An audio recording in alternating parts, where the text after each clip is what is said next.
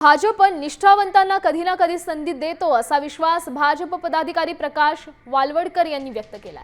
तर पुण्यातील प्रभाग क्रमांक 9 मध्ये भाजपच्या कुठल्याही उमेदवाराला पदाधिकाऱ्यांना पक्षानं डावललं नसल्याची स्पष्ट भूमिका प्रल्हाद सायकर यांनी व्यक्त केली। 1997 पूर्वीपासून हे दोन्ही पुण्यातील बाणेर भागात पक्षासाठी काम करतात।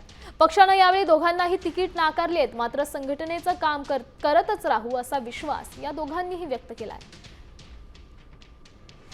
दरम्यान यांच्यासोबत संवाद साधलाय आमचे प्रतिनिधी अक्षय बडवे यांनी। पाहूया।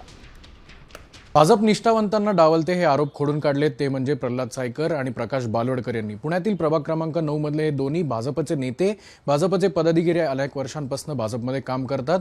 इथली परिस्थिती काय आणि खरंच भाजपने डावललं का असं वाटतं प्रल्हाद सायकर?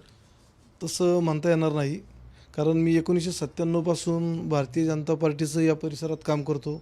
माझ्यावर अनेक निष्ठावंत आज या ठिकाणी काम करतात। आदरणीय प्रकाश तात्या वालवडकर असतील, मी असेल, दिवंगत खासदार गिरीश भाऊ बापट यांनी खासदार अनिल शिरोळे यांच्या माध्यमातून आम्ही काम करत असताना 2007 साली या प्रभागात शिवसेनेला वाढ दिला। तर मला सांगितलं की तुला लढायचे औंध भागातून।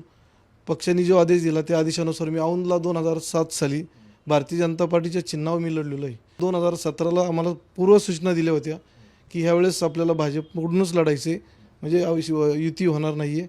त्याच्यामुळे तुम्ही निष्ठावंत असले त्यामुळे तुम्हाला कुठे अडचण येणार नाही। साठी लढायचं आणि निष्ठा जी आहे ती रक्तातच दिसते। कधीच कायम निष्ठा संघटना ह्याच्यासाठीच मी आहे। कारण आमच्या पक्षांनी आजपर्यंत कोणालाही असं की डावलला हे दाखवून द्यावं, अजिबात डावलीत नाही, त्याला त्याचं फळ मिळतं। कॅमेरामन किरण काजेसह अक्षय बडवे, साम टीव्ही न्यूज, पुणे।